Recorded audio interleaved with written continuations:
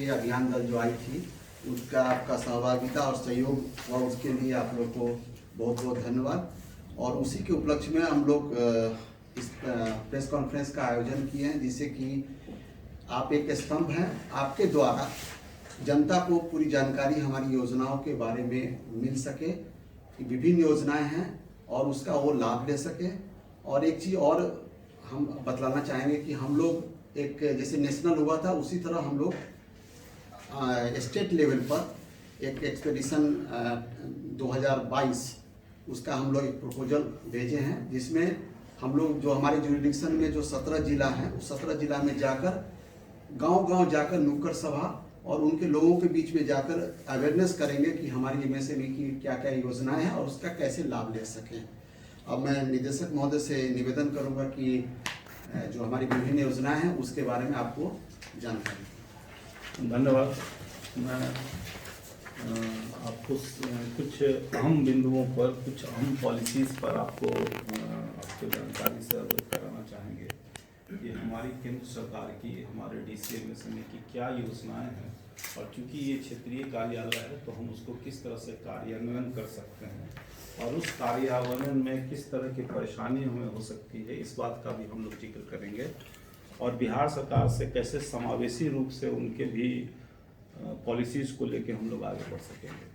तो अभी सबसे पहले मैं आपको ये बताना चाहूँगा कि हमारा एक नया पहले आता था उद्यमी आधार मेमोरेंडम UAM, जो अभी 30 दिसंबर के बाद इसको अब उद्यम रजिस्ट्रेशन के रूप में कन्वर्ट कराना अनिवार्य हो गया है। तो ये उद्यम रजिस्ट्रेशन एक आ गया है जिसमें जितने भी MSMEs हैं भारत में उसको अब सिर्फ उद्यम रजिस्ट्रेशन के तहत अपने को रजिस्ट्रेशन कराना होगा। और वो रजिस्ट्रेशन बहुत सिंपल होगा, ऑनलाइन होगा और उसमें अपना कोई भी उद्यमी अपना आधार और पैन डालेगा तो उसको डालते के साथ ही उसका एक पेज खुलेगा जिसमें उसका रजिस्ट्रेशन नंबर अपने स्वतः आ जाएगा।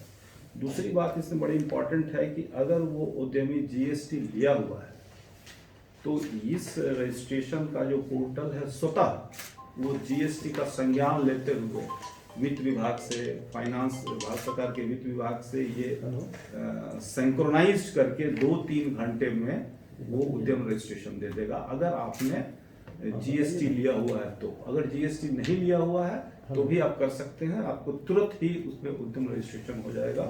और उद्यम रजिस्ट्रेशन से आपको मैं बताऊं कि न सिर्फ भारत सरकार की पॉलिसी, केंद्र सरकार की पॉलिसी के अलावा राज्य सरकार की जितनी भी पॉलिसी हैं उसमें उद्यम रजिस्ट्रेशन का होना अनिवार्य है। तो इस अनिवार्यता को इतना सिंप्लीफाई कर दिया गया है कि हमारे जितने भी MSME बंधु हैं वो आराम से बैठे बैठे रजिस्ट्रेशन करा सकते हैं। अगर GST रजिस्ट्रेशन है तो और भी अच्छी बात है, अगर रजिस्ट्रेशन GST नहीं है तो भी हम उनको आधार और पैन के रूप में देने से हम उसका रजिस्ट्रेशन कर देते हैं।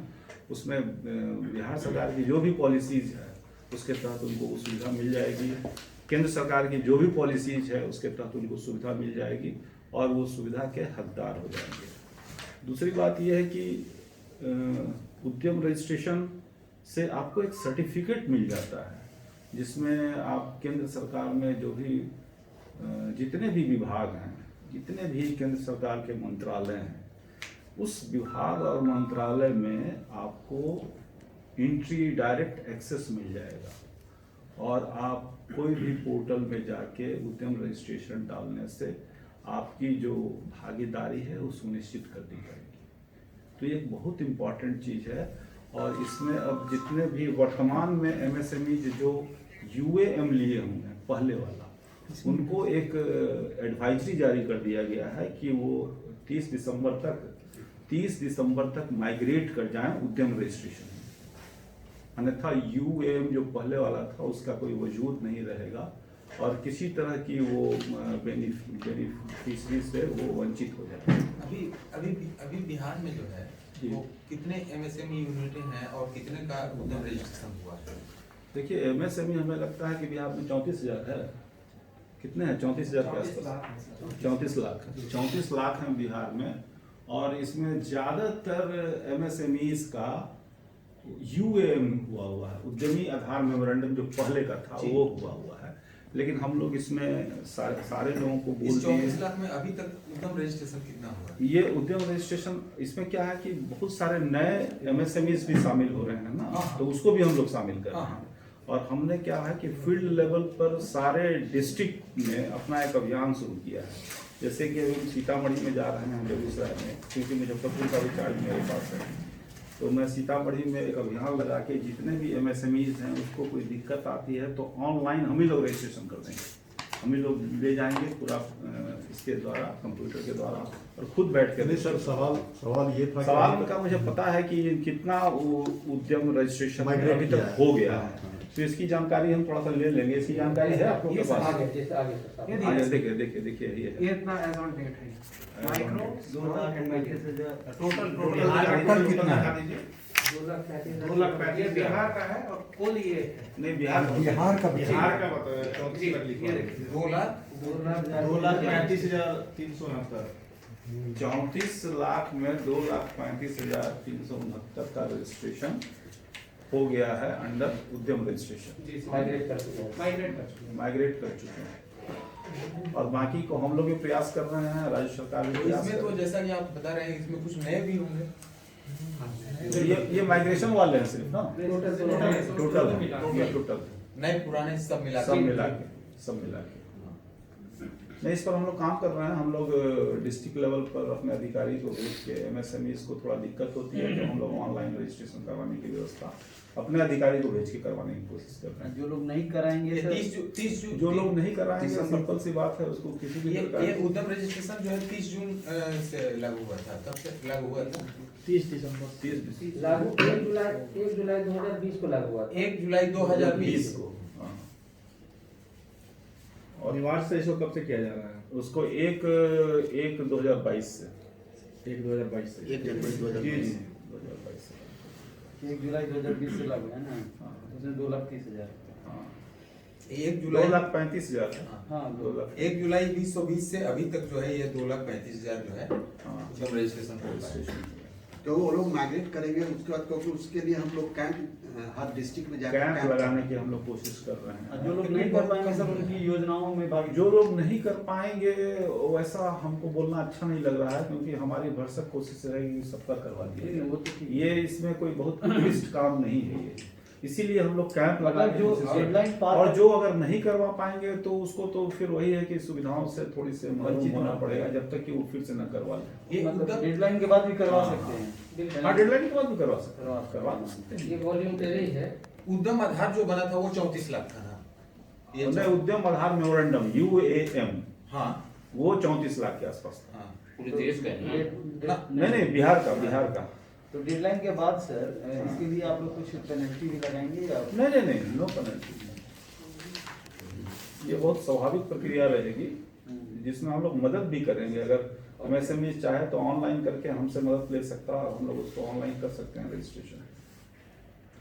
इसमें आधार और पैन देना है, बाकी रजिस्ट्रेशन अपने आप हो जाता है बस। एक अगर आप लोग देखना चाहें तो दिखा देते हैं 2 मिनट के अंदर। देखिए जैसे इसमें है एक है who have not registered as a MSME, ये नए लोग के लिए है, न्यू एंटरप्रेन्योर के लिए। और जो माइग्रेट करेंगे यहाँ तो जो है ऑलरेडी रजिस्टर्ड यूएम, तो इसमें जाएंगे, उसके बाद यहाँ जो ऑलरेडी हुए उनका उद्योग आधार जो पहले बना हुआ यूएम नंबर वो डालेंगे। उसके बाद उनके मोबाइल पर ओटीपी जाएगा या मेल पर ओटीपी जाएगा, और ओटीपी जब डालेंगे तो यहाँ वैलिडेट करेंगे तो उनका पूरा डाटा खुल जाएगा वहाँ। उसके बाद वो अपडेट करके उसके बाद सबमिट करेंगे तो उनको इमीडिएटली मिल जाएगा। और नए वालों के लिए विद इन ए वीक में उनका जब वेरिफिकेशन कंप्लीट हो जाएगा उसके बाद उनको मेल पर भेज दिया जाएगा। ये ऐसे विभाग होते हैं, उस सारे विभाग का नोडल विभाग उद्योग विभाग बनाया गया है, और उद्योग विभाग में एक नोडल पदाधिकारी प्रतिनियुक्त कर दिया गया है इस काम के लिए। तो मान लीजिए स्वास्थ्य विभाग से एमएसएमई को प्रॉब्लम है तो वो सीधे स्वास्थ्य विभाग, हमारे जो नोडल पदाधिकारी हैं स्वास्थ्य विभाग को संपर्क कर उसकी जानकारी लेंगे और समस्या का समाधान कर हमें प्रेषित करेंगे कि मैंने समस्या का समाधान कर दिया। तो इस तरह की जानकारी चैंपियन पोर्टल्स में है, जिसकी जानकारी आप लोग को होने से हमें लगता है कि ये ग्रास रूट लेवल पर ये बातें पहुंच पाएगी। दूसरी है PMS, procurement and marketing support. इसमें बहुत सारी बातें जो हम लोग करते हैं जो लोगों को प्रायः नहीं पता होता है, और इसकी जानकारी आप लोग को अगर होगी तो ये जानकारी ग्रास रूट लेवल पे जाएगी। जैसे देश में औद्योगिक प्रदर्शनी में भाग लेने के अपने अनेक उत्पादों के लिए नए बाजार के निर्माण में 100% की प्रतिपूर्ति की जाती है। देश में औद्योगिक प्रदर्शनी अगर कहीं लगी हुई है और उसमें आपके प्रोडक्ट का अगर हमें एग्जीबिशन में भेजना है तो उसमें 1.5 लाख तक की प्रतिपूर्ति हम लोग करते हैं। उसका कोई लिमिट भी है कि बिहार से कितने ही उद्यमी जाएंगे जो MSME में 1.5 लाख रुपया जो आपका मार्केटिंग असिस्टेंस के लिए? बताइए जिसमें कोई हाँ, सर, कोई इसमें लिमिट नहीं है, एक- अनलिमिटेड है। नंबर ऑफ यूनिट्स जो है वो कितने भी हो सकते हैं उसमें। और class A, B, C, city इस तरह से विभाजित है। क्लास A सिटी जो मेट्रोपॉलिटन सिटी है उसमें 1.5 लाख तक का है, क्लास B सिटी में 1 लाख तक का है, और क्लास C सिटी में 80,000 तक का स्टॉल चार्जेस का रिम्बर्समेंट जो प्रतिपूर्ति सर ने बताया है वो प्रावधान। जैसे बिहार में मान लीजिए कि 1 लाख ऐसे लोग हैं जिस मेला में भाग लेना चाहते हैं, उद्यमी हैं, MSME हैं, 1 लाख है, 1.5 लाख है जो आपका माइग्रेट कर चुका है, मान लीजिए 2,30,000। हाँ, ठीक है। वो अगर पूरे के पूरे चाहे जाने के लिए तो उनको संभव नहीं, है। ऐसा है कि इसमें भी एक ऑनलाइन प्रक्रिया है। वो ऑनलाइन प्रक्रिया जब वो अप्लाई कर देंगे तो हमारा मंत्रालय उसको सॉर्ट आउट करके ये अपने हिसाब से सॉर्ट आउट कर लेगा और तब सेलेक्ट करेगा, और सेलेक्ट करने के बाद उसकी प्रतिपूर्ति की सिलेक्शन जाएगी। के बाद जो है सिलेक्शन के बाद प्रतिपूर्ति की जाएगी। हाँ? एक्सप्लेन कर देते हैं।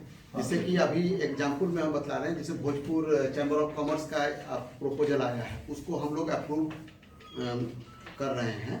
तो वो ज़्यादा से ज़्यादा क्या 200-300 स्टॉल बना सकते हैं उस एरिया में। तो 200-300 जब वो अप्रूव हो जाएगा दिल्ली से, तो वो हमारे वेबसाइट पर दिखाएगा, और ऑल ओवर इंडिया से जो भी वो अप्लाई करेंगे तो उनको वो एप्लीकेशन हर जो स्टेट का, जैसे हम बिहार के हैं तो बिहार का एप्लीकेशन हमारे पास आएगा, जो कोलकाता का होगा तो कोलकाता में वो लोग प्रोसेस करेंगे, लेकिन मिनिमम 10 यूनिट्स होना चाहिए वहाँ से, हर स्टेट से।